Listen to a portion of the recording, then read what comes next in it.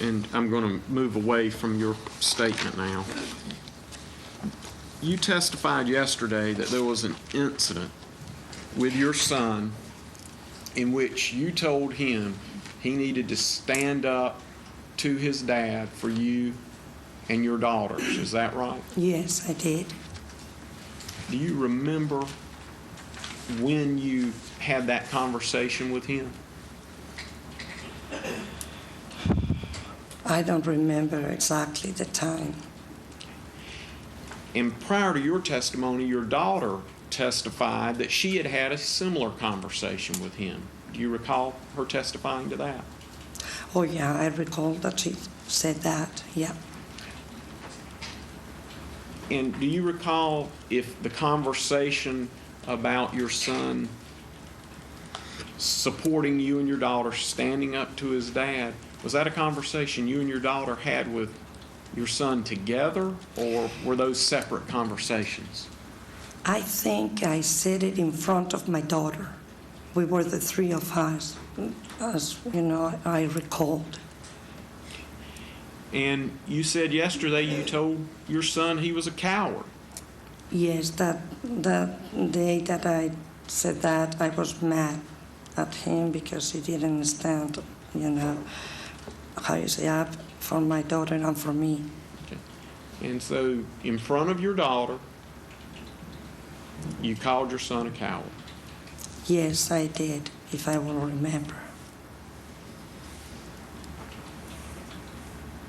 Now, were you aware that your son had the obsession with Anna, the girl from school? Yes, I was aware.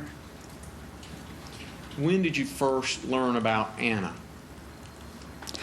I don't recall the time, but it was before. I guess it was before he tried to commit suicide, but I don't recall exactly the time. Okay. Do you recall the circumstances around which you learned about Anna?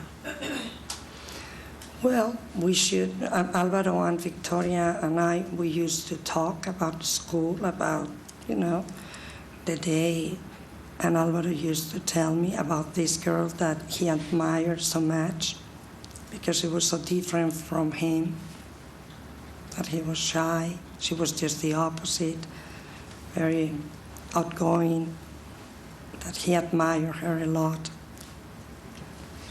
Did he ever tell you about any of his attempts to contact her? Well, he wanted to, you know, maybe have a relationship or being, you know, in contact, but he was very shy. That's what I recall. And afraid of being rejected by her. And well, like Victoria said, I think yesterday, he gave her some flowers, I think. I don't recall exactly when it was. And are you aware of any other gifts or any other things that he might have sent to her? Yeah, I think some, like Victoria said, some teddy bears or some, I don't recall if it was a stuffed animal. Okay. She's talking about what Victoria said. I mean, either she knows or she doesn't know the answer to this.